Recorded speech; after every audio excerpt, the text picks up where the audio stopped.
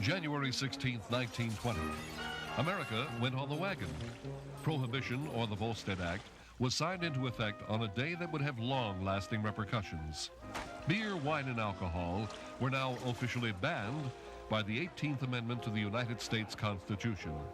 Although 25 states already had their own prohibition laws, it was now the law across the nation.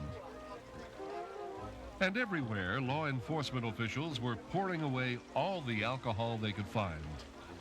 Called the Noble Experiment, Prohibition was the culmination of a nationwide temperance movement. Many people believed that drinking was a threat to law and order. Prohibition was also seen as a way to emphasize American virtue in contrast to European vice. But it wouldn't be too long before Prohibition would cause a variety of unintended and unfortunate effects, including dividing the country instead of uniting it. Americans split into dries and wets, those who supported Prohibition and those who did not. One of the major consequences of Prohibition was increased crime. Came the very profitable enterprise of organized crime, and otherwise law-abiding citizens became bootleggers. Speakeasies were jammed every night with people drinking and dancing. Drinking became more attractive and glamorous once it became an underground activity. According to the Federal Council of Churches, drinking in the United States increased after Prohibition. Alcoholism increased as well.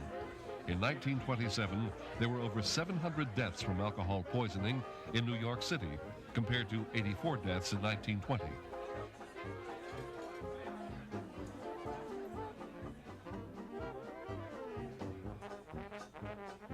Rum fleets were to be found near many of the nation's busiest harbors, where bootlegging and liquor running were the most profitable.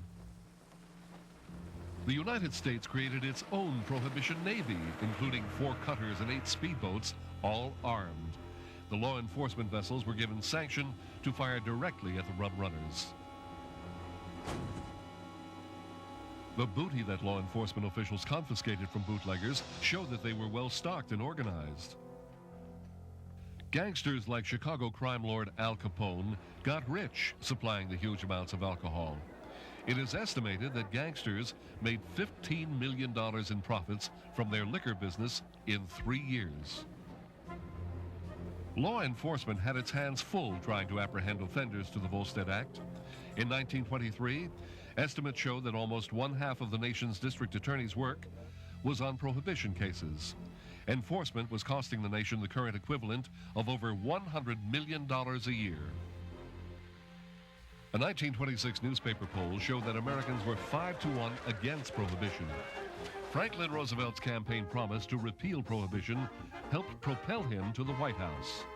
Finally, after 13 long, dry years, the Volstead Act was repealed on December 5, 1933.